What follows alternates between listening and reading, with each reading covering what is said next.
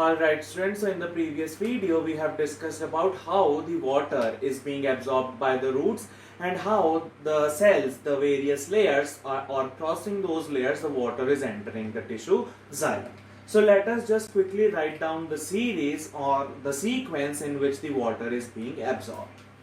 So the water is being absorbed from the soil. So from the soil water is being absorbed by the root hair. So this root here is the extension of the epidermal layer. So it is basically the epidermis. Alright. So from this layer of epidermis it is entering into the layer known as cortex. And again from cortex it is entering the next layer known as the endodermis. This endodermis is having a layer of the Casparian strip over the cells which will prevent the entry of the water. So over this it will pass through the passage cells. Alright, so from this passage cells or the endodermis layer, it is again passing forward to the next layer which is pericycle. From pericycle, it is entering the layer of phloem. Phloem is also one of the part of the vascular bundle as xylem, but phloem helps in the conduction of the food. Here we are talking of water. So from phloem, it is crossing the layer called cambium. And from cambium, finally, it will be reaching to its final destination as the xylem vessels.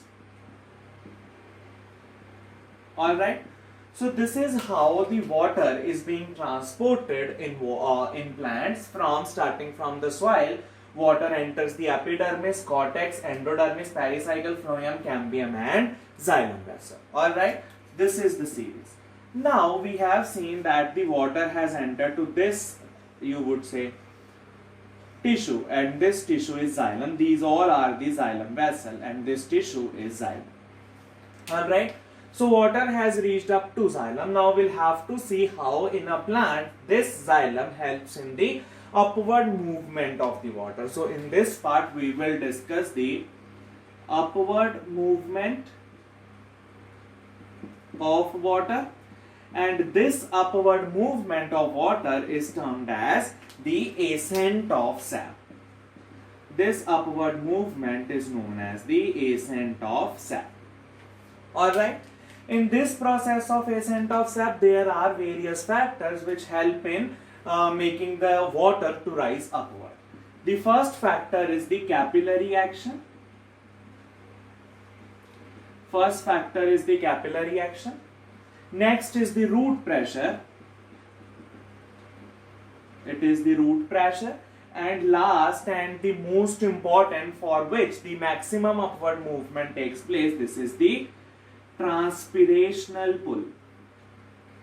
This is the transpirational pull. Now this pull is also termed as the suction pull or suction force. Alright. So capillary action is the one factor, the other is the root pressure, and then is the transpirational pull. Just will have to remember one thing, that capillary action and root pressure, it will help to help the water to rise up to certain heights only. So these two things that is mostly helpful for the small plants like herbs or shrubs. Alright, for the taller plants like which are 80 meters tall, for that the transpirational pull will perform its function. We'll discuss how, and we'll also discuss these two, that is the capillary action and root pressure. But the thing is, these two are helpful only in the smaller plants because it will not create that suction, or it will not be helpful in creating those pressure so that the water can rise upward. But transpirational pull, it provides the suction force. Why the suction force is being created, that we'll discuss in this video. Alright. So this was all about the brief of the ascent of sap, and now we'll start with the capillary action. Alright, so let us start with the first factor as the capillary force or capillary action. So here is the capillary force or capillary action. Now we know that what is basically the capillary force or capillary action. What basically is a capillary? It is a tube with a very less or minute diameter. For this, let us just take the example of the day-to-day life about what the capillary action is. So if this is a beaker or a glass of water having the water poured in it, and if we pour or if we insert a pipe inside this glass of water, we will see that the water will rise automatically up to certain height. The water will automatically rise up to certain height by inserting the tube or by inserting the pipe inside this glass of water. We can see the water will automatically be rising in this tube or in this straw.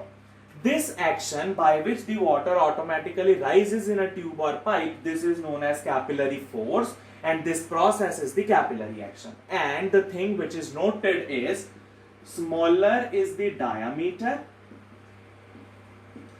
of the capillary, smaller is the diameter of the capillary, more height would be achieved by water.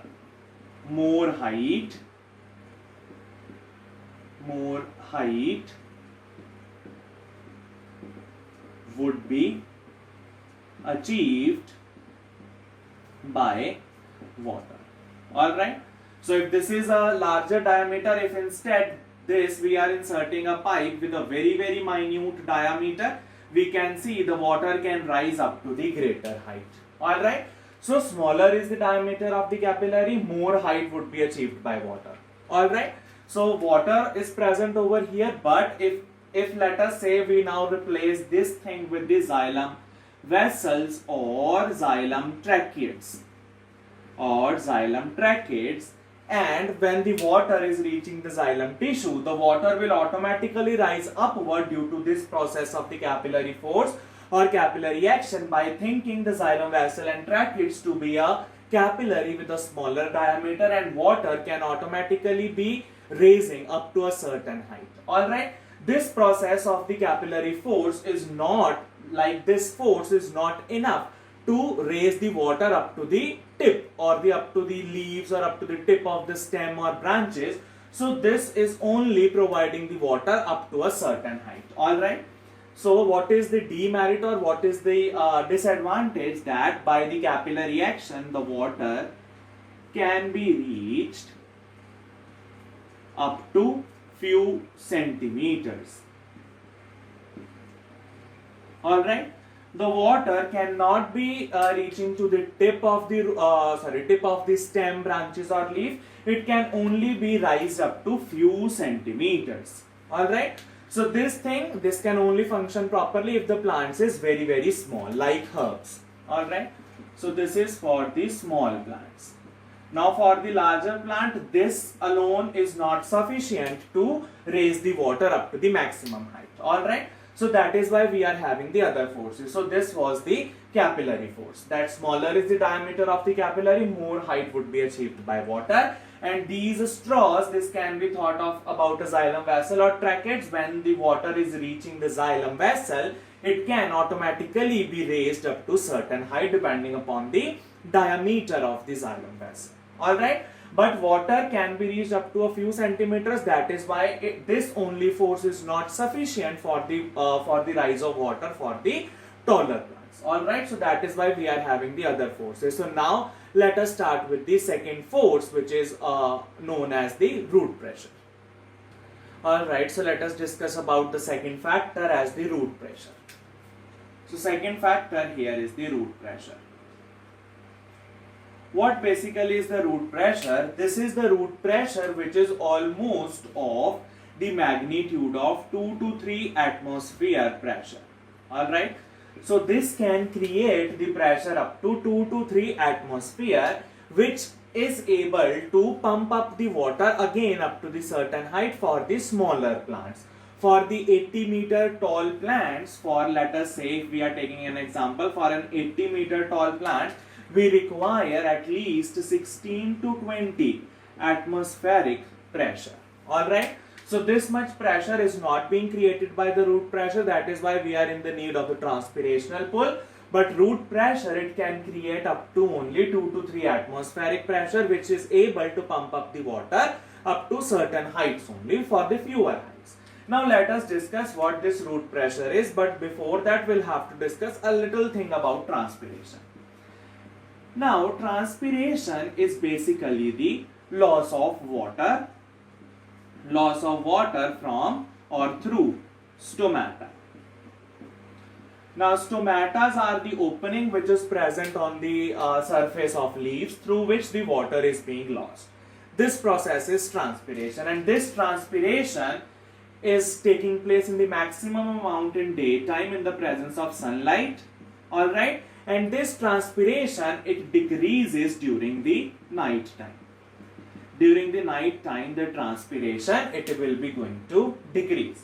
Now what basically is the root pressure? See, if the transpiration is decreasing at the night time, means the loss of water during the night is very less.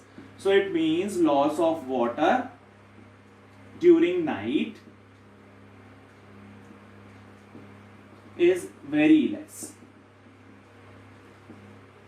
Means the water is not being lost during the night time.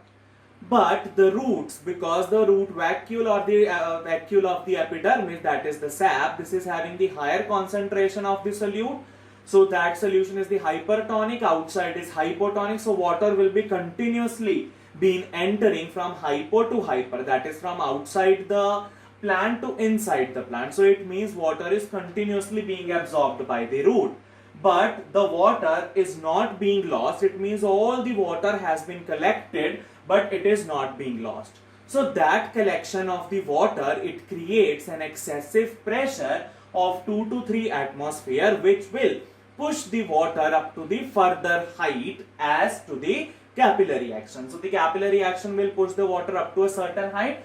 This root pressure, that is the continuously accumulation of the water, will push that water which is being created by this capillary action or the capillary force, this will be further pumped up by this root pressure. That is due to the accumulation of the water, due to the lesser loss of the water is being accumulated, and that is because of the root, as the root continuously absorbs the water, creating the root pressure. So that accumulation of water will pump up the water which is being raised up to certain height by the capillary actions. Alright. So this root pressure will help that water which is being raised by the capillary action to move up to certain heights. Again, the pressure is only 2 to 3 atmosphere, and if we want to make this water to reach up to the height of 80 meter, then we require the pressure up to 16 to 20 atmosphere. That will not be created by the root pressure, and that is why we are in need of the third factor,